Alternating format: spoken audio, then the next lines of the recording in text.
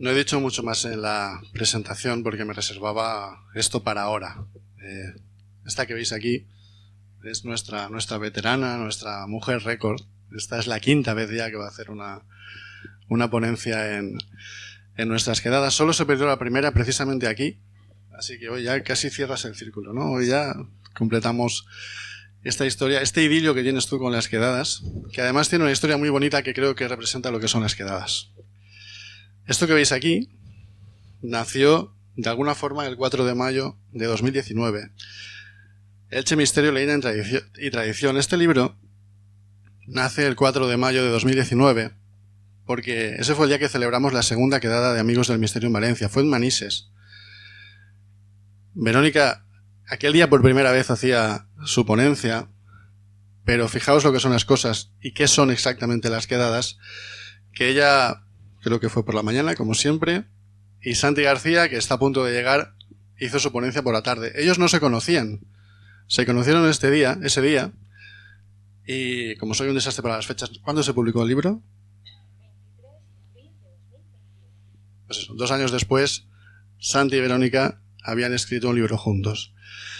Esa es parte del espíritu de las quedadas, que pasen estas cosas, y por eso utilizo ese hashtag de en las quedadas siempre pasan cosas, y yo añado que siempre son buenas. ¿Qué os digo de Verónica?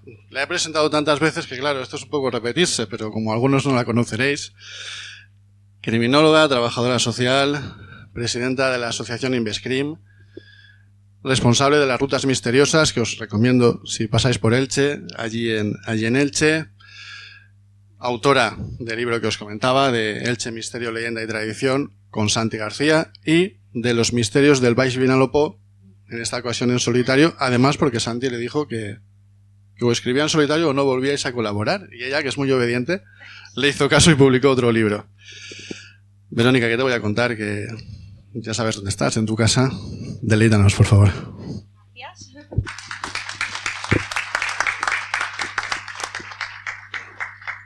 ¿Me dejáis sola ante el peligro? ¿Se me escucha? No. Ese no.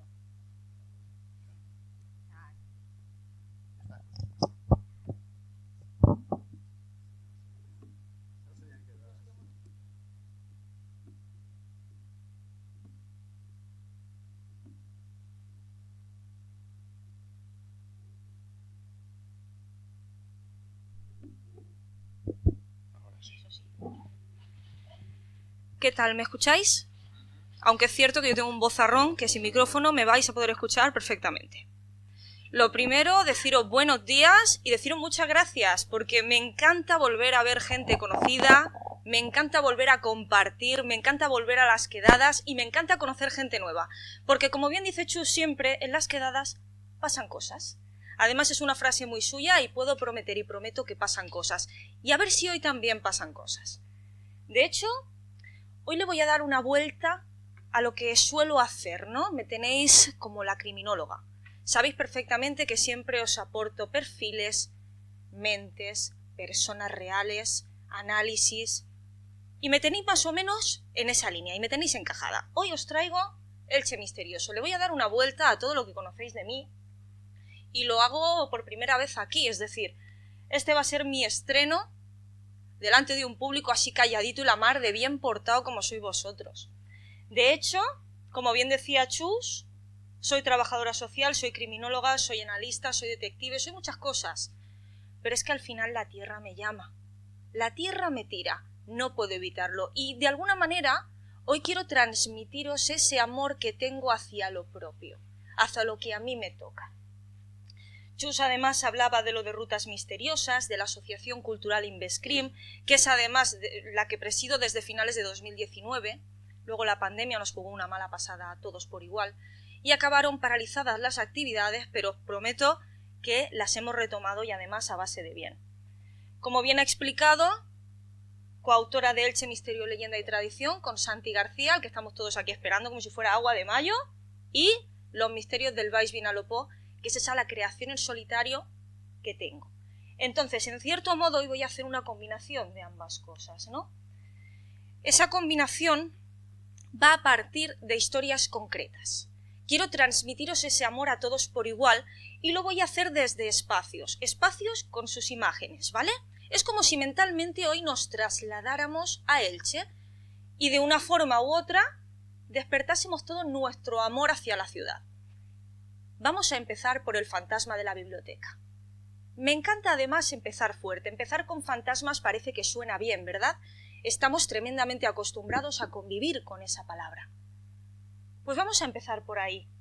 Y vamos a empezar por este espacio, además una fotografía lo suficientemente antigua, pero lo suficientemente real como para que os trasladéis hasta la iglesia de San José, que queda en el centro, la biblioteca, que queda a su izquierda, y la sala de la Orden Tercera, que quedaría a su derecha. Tenemos un complejo lo suficientemente amplio que tras la desamortización queda dividido en salas.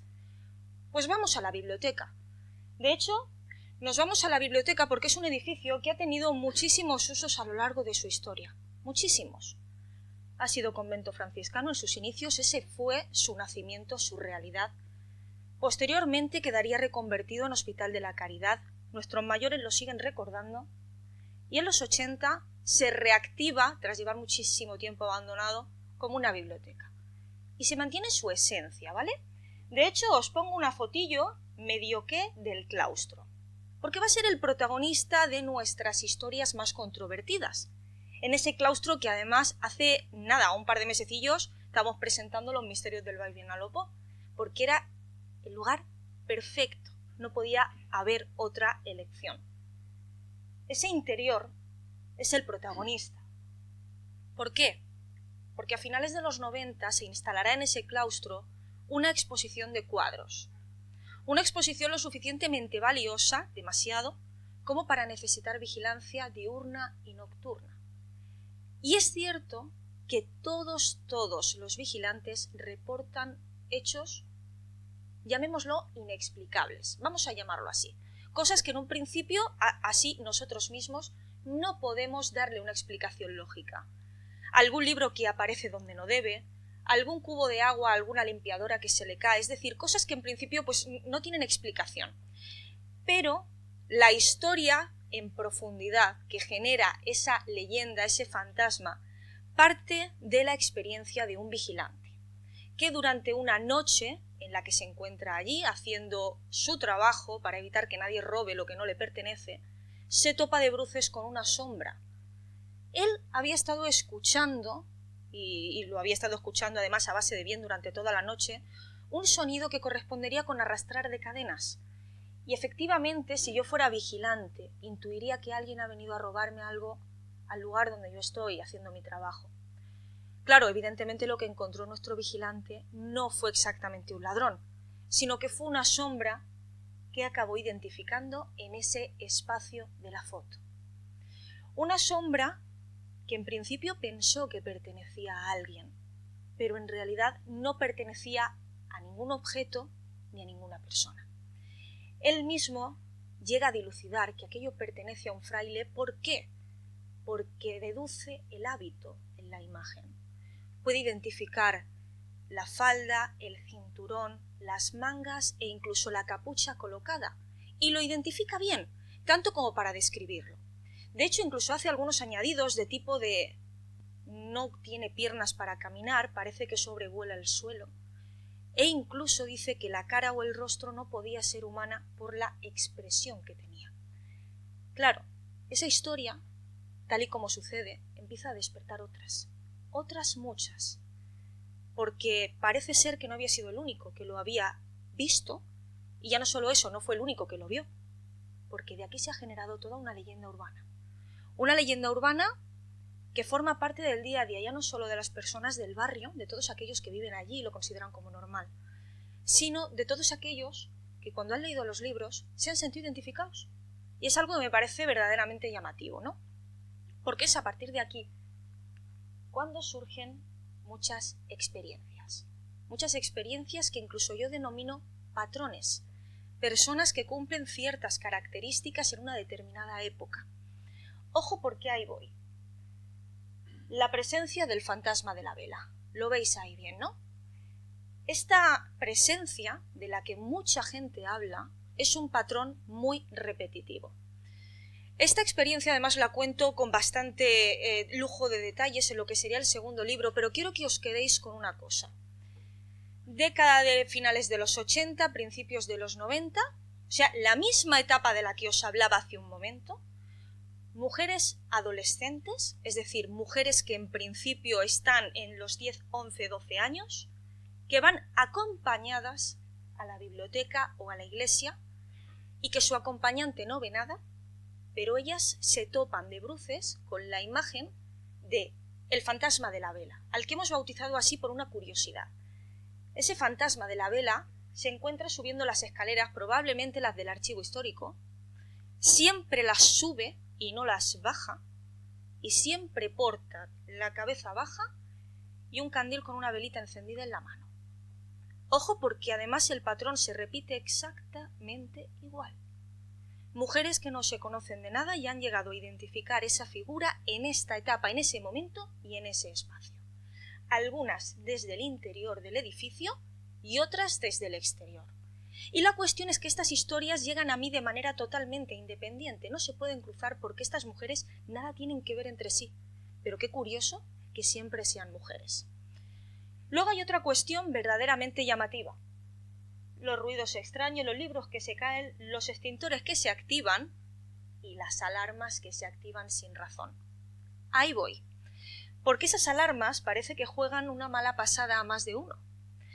De hecho, os voy a contar una experiencia personal. Es que además la tuvimos nosotros, además haciendo una actividad nocturna, que en un sábado, noche de Halloween, 31 de octubre del año 2021. Es decir, hace un año y poquito. Finalizamos la actividad ahí, justo en ese lugar que os muestro en la foto. De hecho, eran las 11 de la noche, ese Halloween además llovió, si tenéis un poquito de memoria lo recordaréis, llovió además con calidad. Y decidimos sentarnos en la cruz del término, que la veis ahí. Éramos poquitos. Allí no había pasado nadie más que nosotros, porque además estaba lloviendo. Estaba lloviendo, llevábamos los paraguas.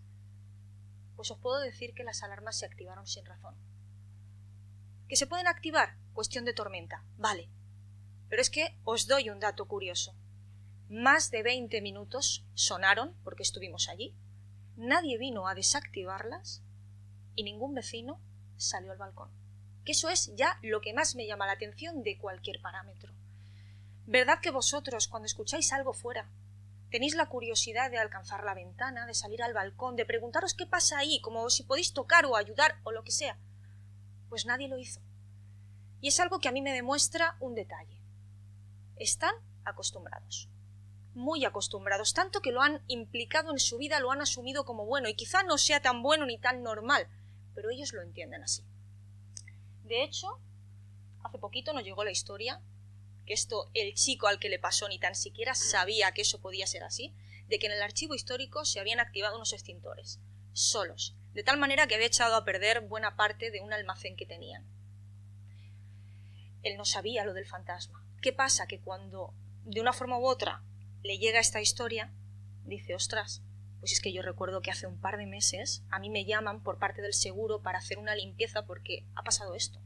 Y nadie entiende cómo se han activado unos extintores que están puestos por seguridad, por si pasa o no pasa algo, y se han activado sin que pase nada.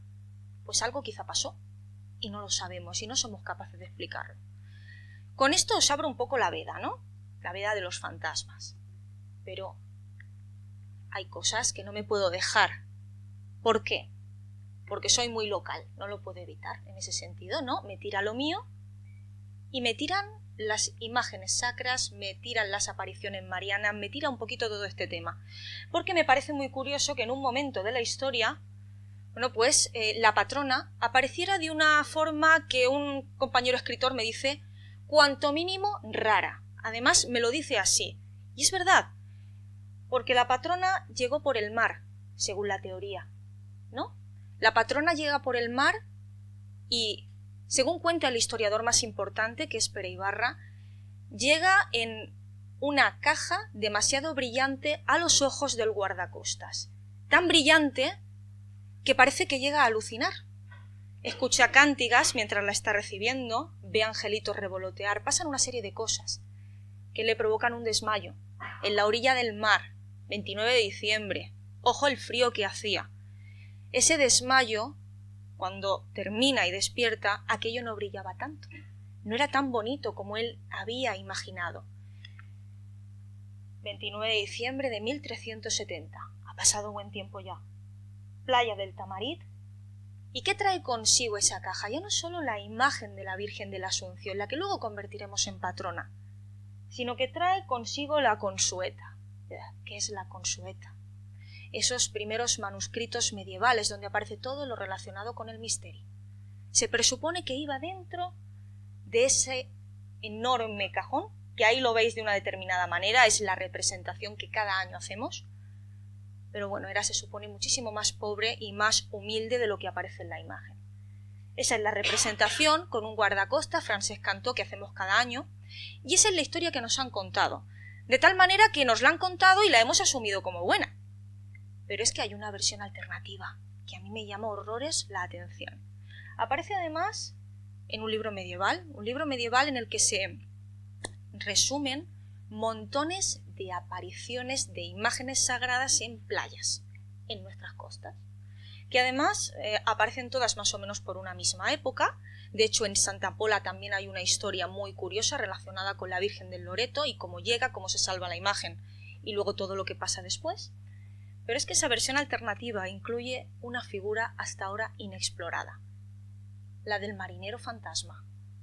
Ojo, porque aquí hay tela que los ilicitanos no conocen y bueno, en cierto modo os lo voy a transmitir a vosotros para que también os llegue.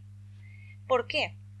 Porque en lugar de aparecer la imagen como la historia narra o como hemos conocido desde el principio, existe una persona totalmente desconocida que aparece en la playa como si nada, que en un momento dado el guardacostas piensa que es un náufrago por el aspecto que tiene y que le hace entrega de ese arca y se la entrega con una petición: tienes que llevarla al primer lugar donde encuentres luz.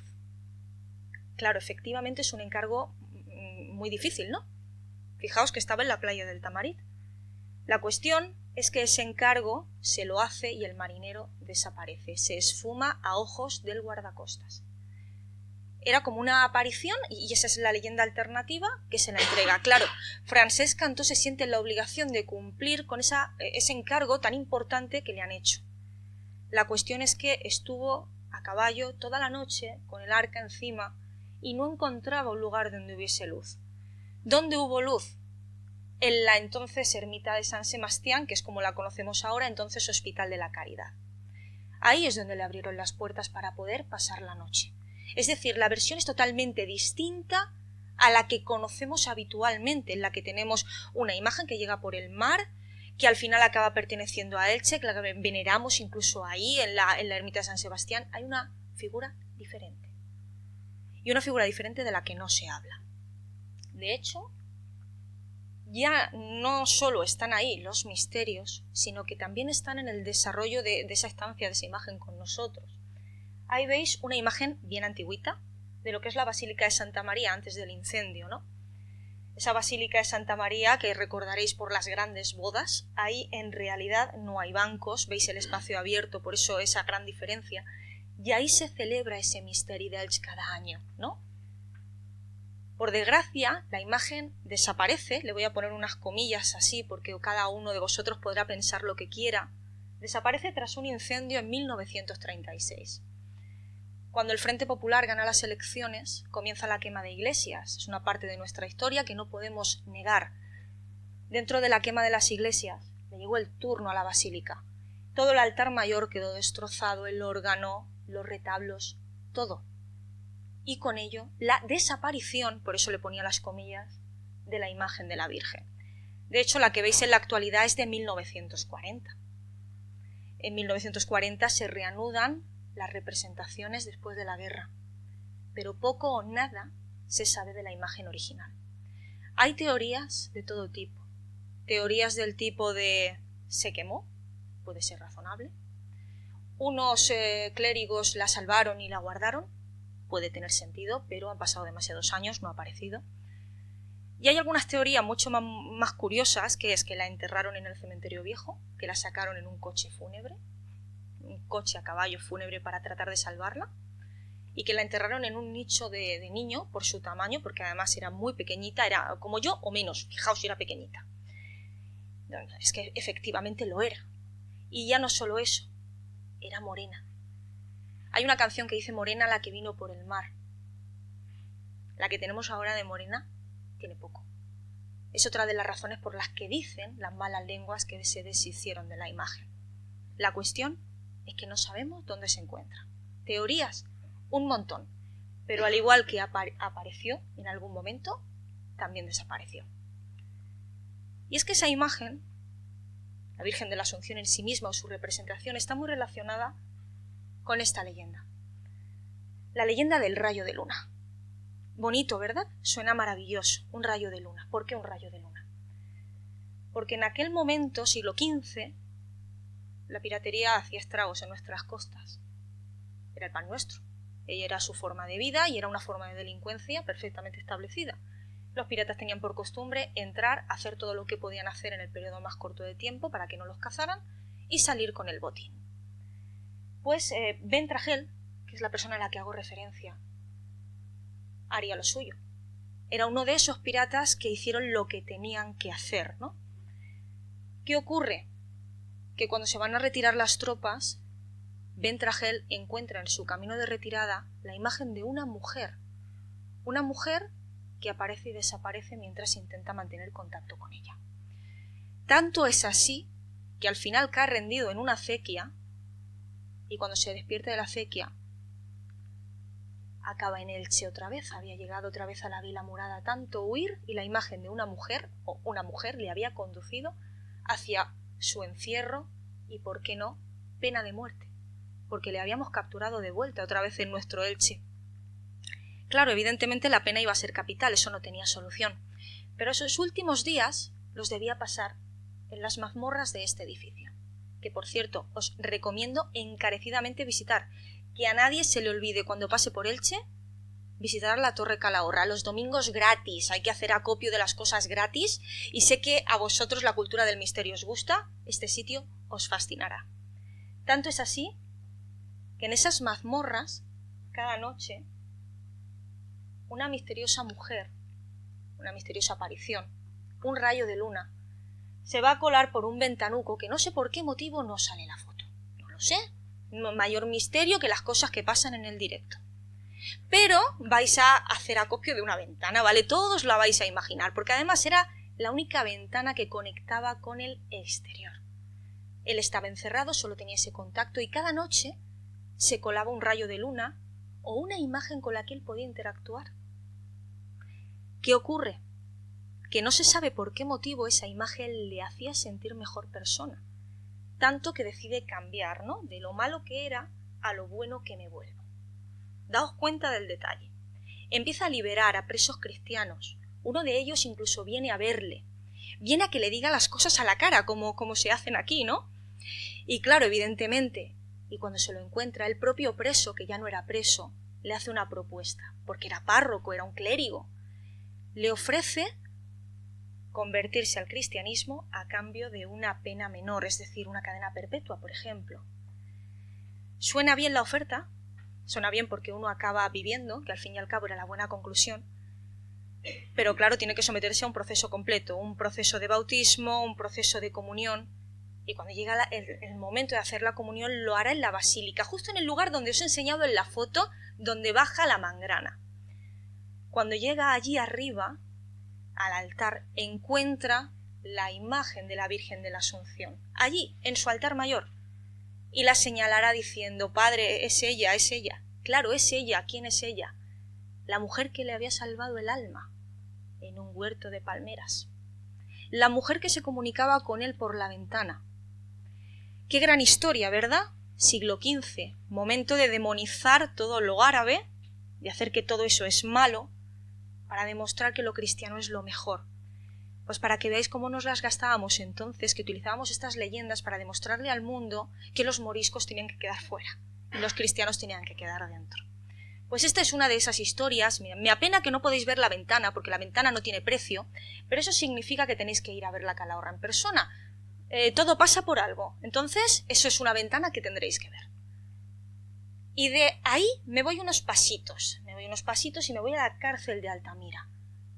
O Alcázar de la Señoría, que es como a mí me encanta conocer los espacios, ¿no? Con el nombre que en su momento tenían. Porque este Alcázar de la Señoría, que tiene historia de ricos, por haber sido el domicilio del Señor durante mucho tiempo, por haber acogido a los reyes católicos en sus estancias por Elche, también tiene historia de pobres. ¿Por qué? Porque a partir del siglo XVIII se convertirá en una prisión intermitente. Peor aún cuando llegue el fin de la guerra, porque entonces ya tenemos un espacio más que suficiente para albergar represaliados. Ya no solo tenemos un sistema defensivo, sino que tenemos un campo prisión con unas condiciones deplorables. Imaginaos cómo se podía vivir en esta etapa de la vida que a una persona la separasen de su familia por un motivo ideológico y la encerrasen, ¿no? El que se salvó fue un milagro.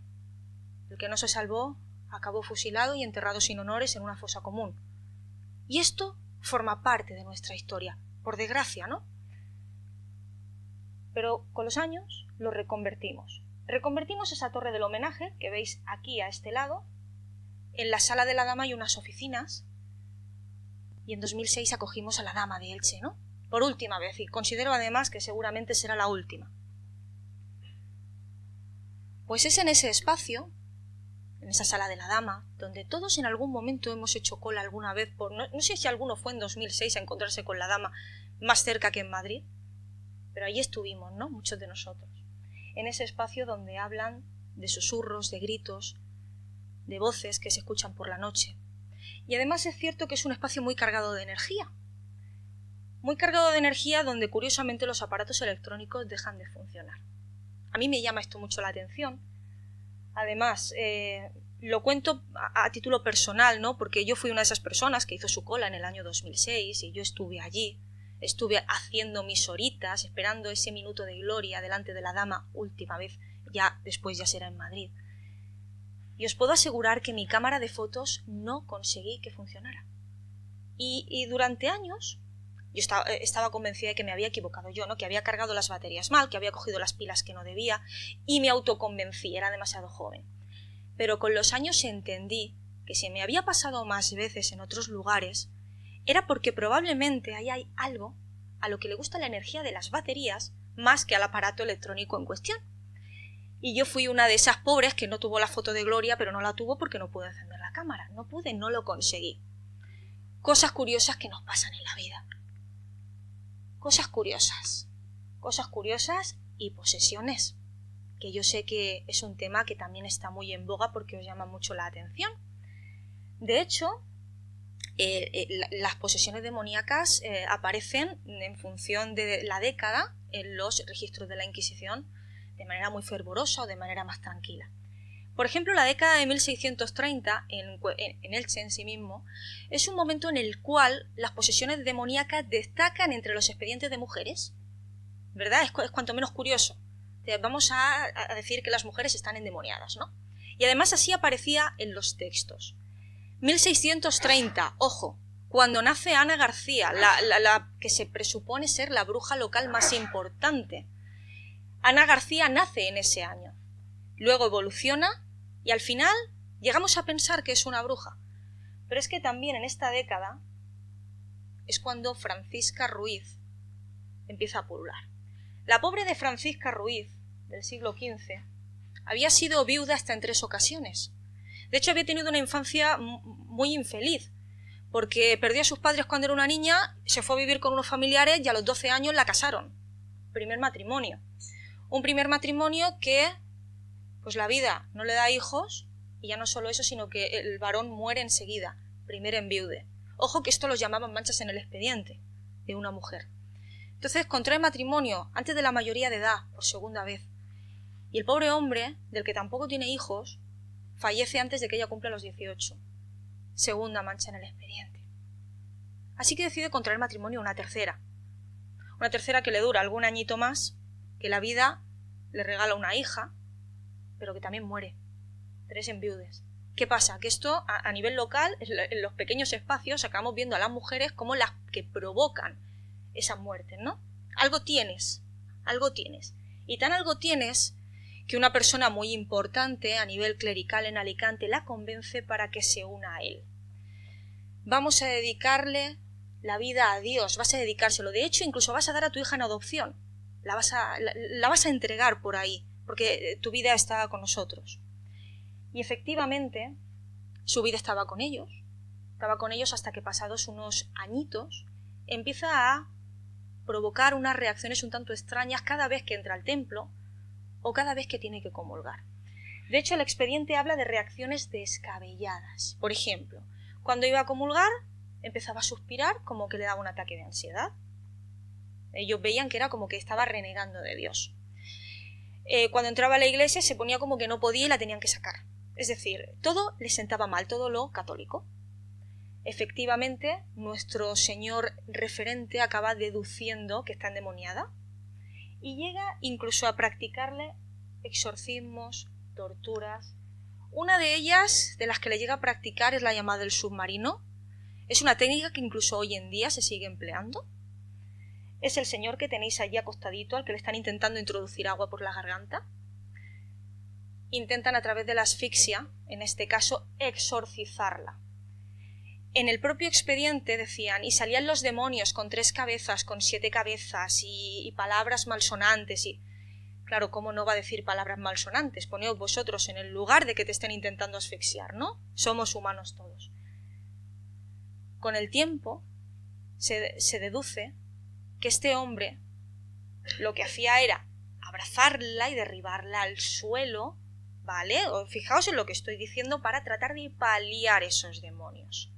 Cosa que también estaba haciendo con otros 2 jovencitos, un chico y una chica, a los que también trataba de, confesar y llevarles por su buen camino, que también empezaban a mostrar reacciones de este tipo. Con el tiempo a este señor se le prohíbe la entrada en los templos, se le expulsa, porque lógicamente a lo mejor lo que estábamos teniendo ante nosotros no era una posesión demoníaca, sino una actitud un tanto reprochable por parte de un clérigo. Claro, esto a mí me llama tremendamente la atención, porque en esta etapa de la historia estas cosas no se decían, y es una conclusión a la que llegamos luego con el tiempo y la civilización. De hecho, esta mujer llegó a provocarse ella misma los estigmas, quemaduras, y se llegó a deducir que había sido ella misma, probablemente para separarse de todo eso. La Inquisición no la podía condenar, porque había llevado una vida ejemplar, no le había hecho daño a nadie, simplemente estaba teniendo unos comportamientos, pues vamos a poner que no eran acordes a la situación que ella tenía, y ahí es donde llegan a esas santas conclusiones. Decían además que tenía unas capacidades muy curiosas. Predecía dónde iban las almas antes de morir. Habla del retrete de Dios, que fijaos la palabra, lo que ha deliberado hasta que la tenemos hoy en día. La palabra retrete se utilizaba en esa etapa para hablar de un lugar destinado a la oración, a la reflexión propia, a la soledad, al pensamiento. El retrete de Dios era ese lugar donde iban las almas que todavía no iban al purgatorio y que tenían que pensar un poquito en las cosas que habían hecho mal en tierra. Habla de ese concepto. Y es cuando le aparecen los estigmas. Unos estigmas que finalmente se determina que se los había provocado ella misma en las manos. Nunca la pudieron condenar por bruja, porque tampoco pudieron deducir que verdaderamente había una posesión infernal dentro de ella. Otro tema que os gusta, los avistamientos, ¿verdad? Es una presencia muy común además en este tipo de jornadas. Santa Pola, marítimo, ¿verdad? Es una experiencia que tuvo lugar en los 90 en la playa del Carabasí, que es una zona más alejada de lo que son las playas donde solemos acudir de manera común a bañarnos, a estar con la familia, etc. Es la zona más alejada. Se supone que tenemos una pareja que acudía en su vehículo de vez en cuando a la playa del Carabasí, he dicho, un lugar apartado, lo he dicho todo bien. Y además, en aquella ocasión, ellos mismos relatan que algo salió del agua. Ellos pensaron que había un vehículo hundido, ojo al dato, ¿no? Que se había quedado con las luces encendidas. Pero en realidad ese algo salió del agua y dicen que se posó sobre sus cabezas.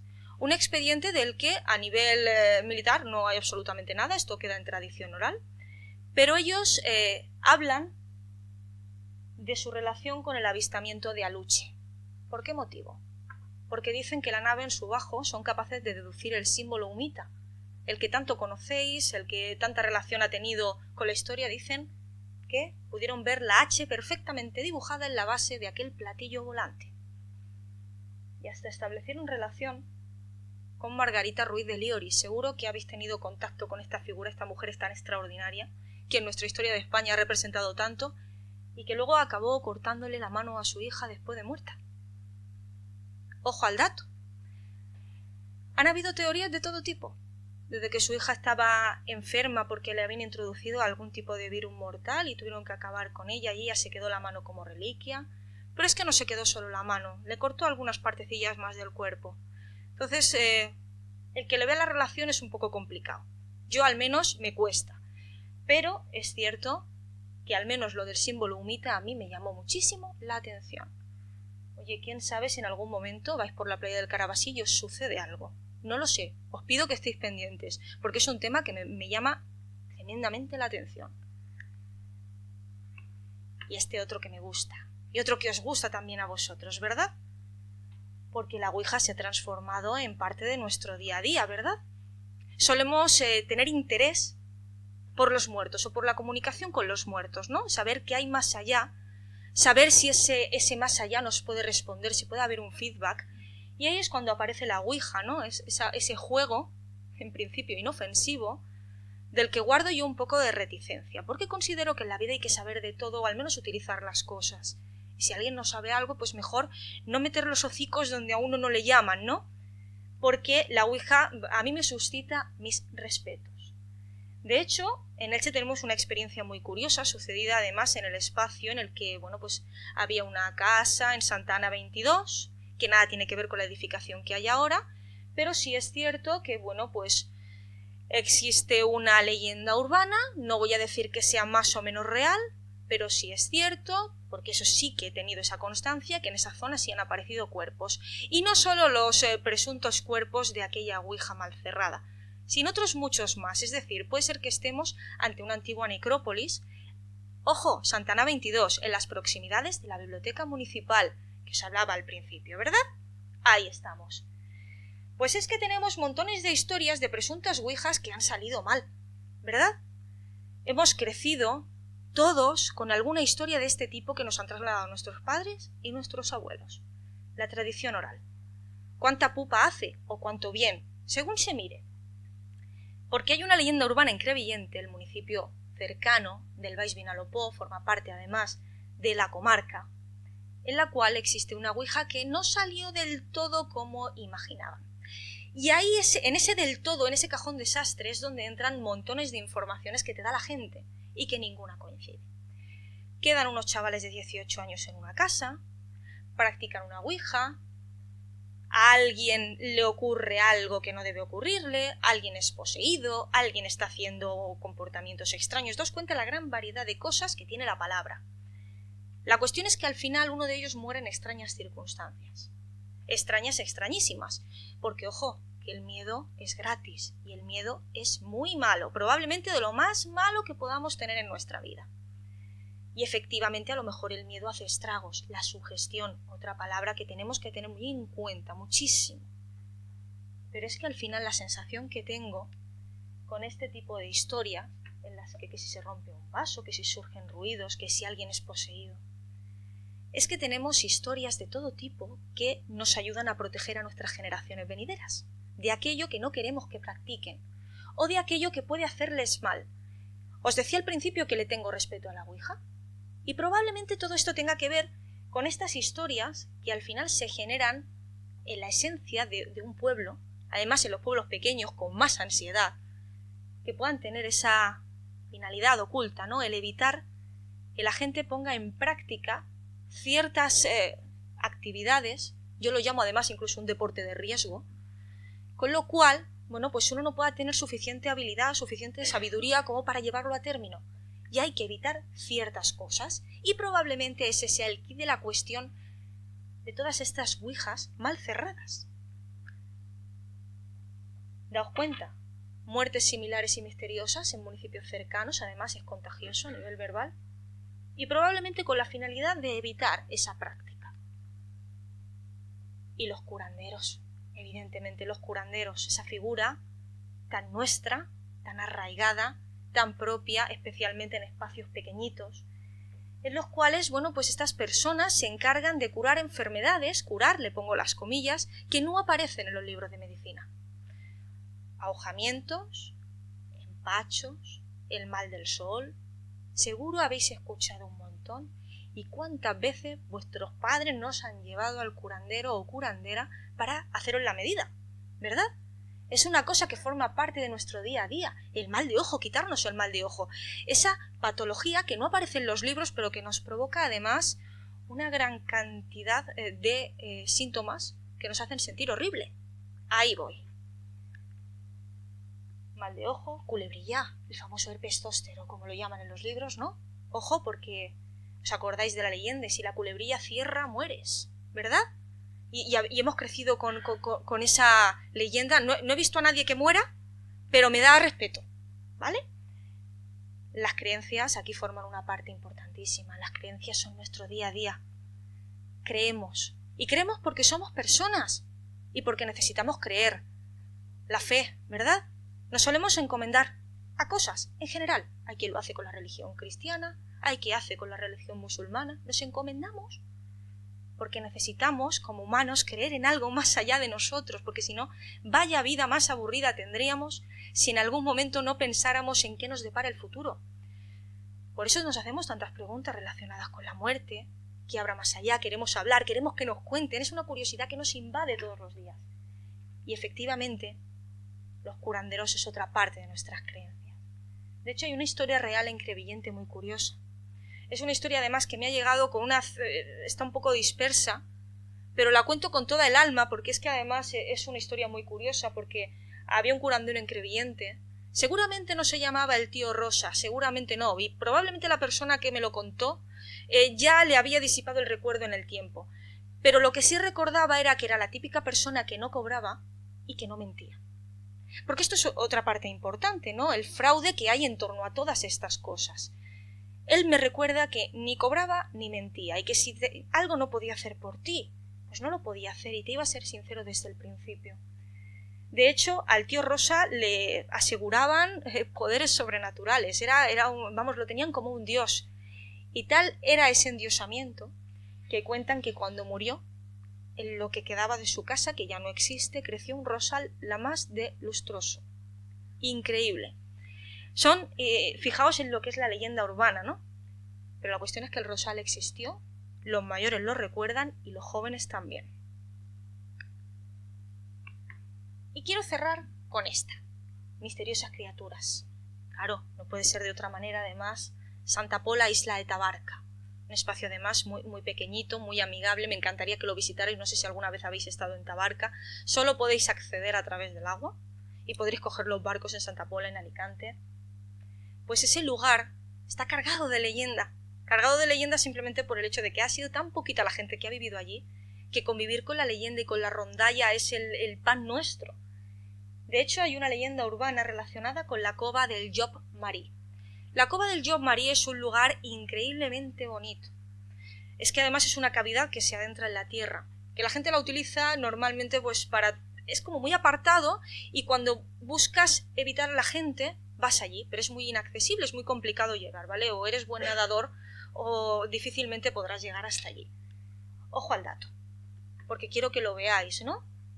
Es una cavidad preciosa que ha dado lugar a montones de leyendas. Una, la de esas misteriosas criaturas de las que os hablo, porque hay una versión oficial en la que en el siglo XIX, bueno, pues sabéis que allí la pesca es fundamental, se vive de la pesca, se vive de lo que se gana en ese caso, y si hay algún animalejo que me quita lo que puedo pescar, pues voy a intentar quitármelo de encima, en cualquiera de los casos.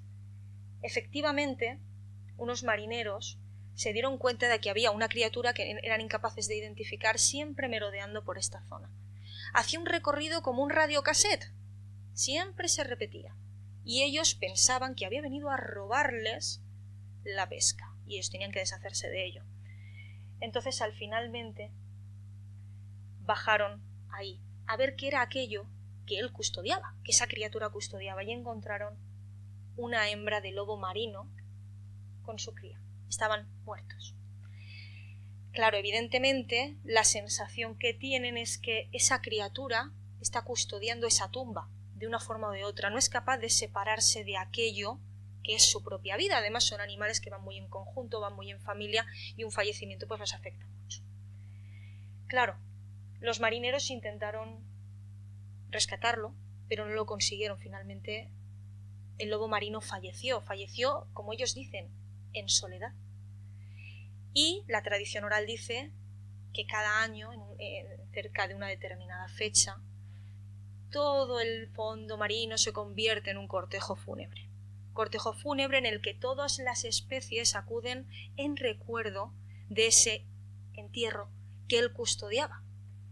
Y en cierto modo han crecido en Tabarca diciendo que los gritos de aquel macho que no podía rescatar a su familia se escuchaban hasta en Santa Pola. Y estamos lejos, es decir, que necesitamos un barco para llegar. Fijaos hasta dónde llegamos. Pero es que hay una versión alternativa.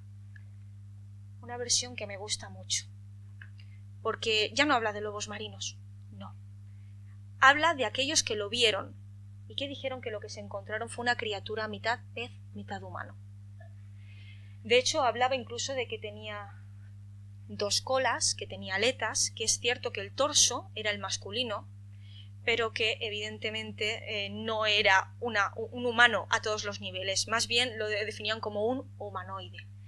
La cuestión es que dicen que capturaron a las 3 criaturas, a las 3, y que se las entregaron a la Guardia Civil, que dijeron que en algún momento las expondrían en algún museo. Tiempo A porque todo esto quedó en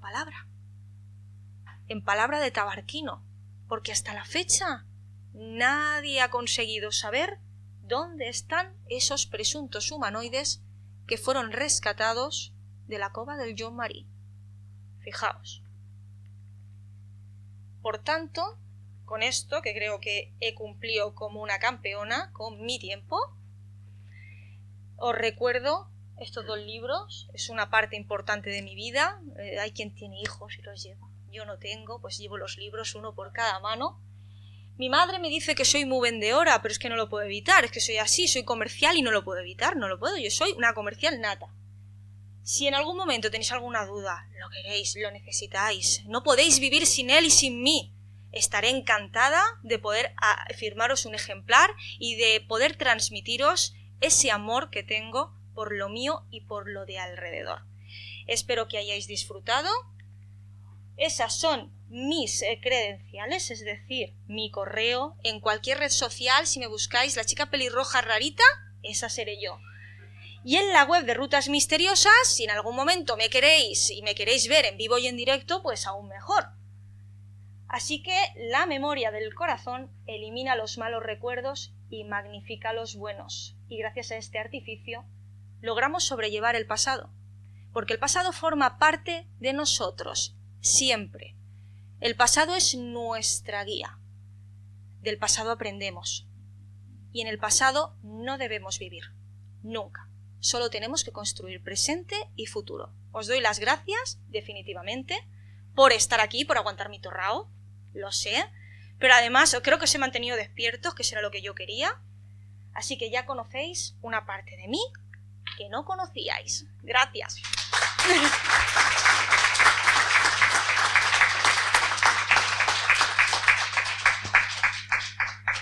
¿Se me escucha por aquí? Sí, ¿no? Sí, sí. Sí. Las pilas de Mercadona funcionan. Funciona. Para ser la primera ponencia no está nada mal, ¿eh? ¿De verdad? Siendo novata como eres, ¿Cómo lo ser, has hecho muy bien, ¿eh? ¿Alguien quiere hacer alguna pregunta? ¿Nadie? Muy mal, ¿eh? Fatal, Muy mal, hostia. muy mal, muy mal. Te pregunto yo. Venga, suéltalo. ¿De qué te ha servido? Lo he pensado muchas veces, nunca te lo he preguntado. ¿De qué te ha servido ser criminóloga para meterte en todos estos embrollos? Es la única forma de conocer a las personas desde dentro. Se ha quedado tan a gusto. Sí, pero vamos, como si yo te lo dijera, hago perfiles de todas las personas. Es de formación profesional. A todos os conozco. A todos. Y sé cómo miráis, sé cómo movéis las manos, sé cómo os dirigís a mí, sé cómo puedo interactuar con cada uno, sé a quién puedo achuchar, sé a quién no. Eso es de formación profesional. Se ha vuelto a quedar a gusto. ¿Alguna pregunta más? ¿Nada? Lo explicas demasiado bien, por lo que veo. Debe ser, debe ser.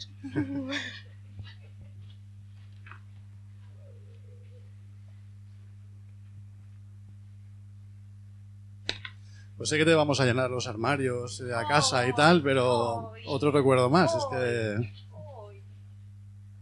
Cada vez más pone Valencia. Sí, esta vez sí, esta vez sí. Mira, venga, hazme una foto. Una foto, ¿sí? Venga, es que si no, no estoy contenta yo.